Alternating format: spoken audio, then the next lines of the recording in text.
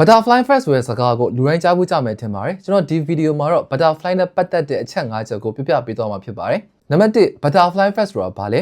တင်းငယ်တဲ့အရာတွေကကြီးမားတဲ့အကျိုးဆက်ဖြစ်လာနိုင်တယ်ဆိုတဲ့ user တစ်ခုပါဥပမာပြောရမယ်ဆိုလို့ရှိရင်လေးပြတစ်ကောင်ရဲ့တောင်ပံခတ်မှုကအရန်ကိုတင်းငယ်ပါတယ်ဘာမှမဖြစ်ပါဘူးဒါပေမဲ့အဲ့တောင်ပံခတ်မှုလေးကအချိန်လေးပြအပူချိန်စိုးတိုင်းစားတခြားသောတသေးလေးရာနဲ့ပေါင်းစပ်မိတဲ့အခါမှာအလွန်ကြီးမားတဲ့အလွန်အင်အားကောင်းတဲ့လေစင်တမောင်းတစ်ခုဖြစ်လာနိုင်စေပါတယ်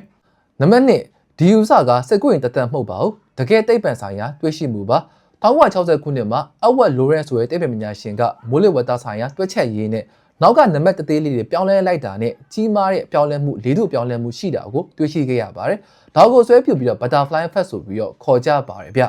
နံပါတ်3ဒါကနေ့စဉ်ဘဝမှာလည်းဖြစ်ပျက်နေပါတယ်ဒီ user ကသိပ္ပံတဲမှာမြင်ရသွားပဲနဲ့ကျွန်တော်တို့ရဲ့နေ့စဉ်ဘဝမှာလည်းဖြစ်ပျက်နေပါတယ်ဥပမာမင်းတီနဲ့အေးရနယ်စောထားလိုက်တာစာတမျက်နှာဖတ်လိုက်တာလူတစ်ယောက်ကိုကူညီလိုက်တာဒီလိုမျိုးလောက်ရတသေးလေးတွေကအချိန်ကြာလာတဲ့အခါမှာမင်းဘဝကိုကြီးမားစွာပြောင်းလဲပေးနိုင်စွမ်းရှိပါတယ်ဗျနံပါတ်4ကံကြမ္မာတဲ့အဆုံးဖြတ်ချက်တွေကအရေးကြီးတယ်ဆိုတာပြသနေပါတယ် Butterfly Effect ကကံကြမ္မာကပဲအရာအလုံးကိုဆုံးဖြတ်ပြီးလို့မပြောပါဘူးမင်းလောက်တဲ့နေ့စဉ်လောက်ရတွေဆုံးဖြတ်ချက်လေးတွေကမင်းရဲ့အနာဂတ်ကိုတဖြည်းဖြည်းပုံဖော်နေတယ်ဆိုတာပြသနေပါတယ်ပြောပြနေပါတယ်ဗျနံပါတ်5ဒီနေ့တသေးလေးလောက်တာကအနာဂတ်ကိုပြောင်းလဲနိုင်ပါတယ်တကယ်လို့အနာဂတ်ကိုပြောင်းလဲခြင်းအချိန်ကြာရင်မစင်စားပါနဲ့ဒီနေ့အသေးဆုံးကောင်းတဲ့အရာတစ်ခုကိုစားလုပ်လိုက်ပါလေးပြတောင်မဲ့တစ်ချက်ခတ်တာကနောက်ဆုံးမှာမုံတိုင်းထိရောက်သွားသလိုပါပဲဒီနေ့ကြာရင်မူးချအရာထင်အောင်မြင်လာမှအမှန်ပါပဲဗျ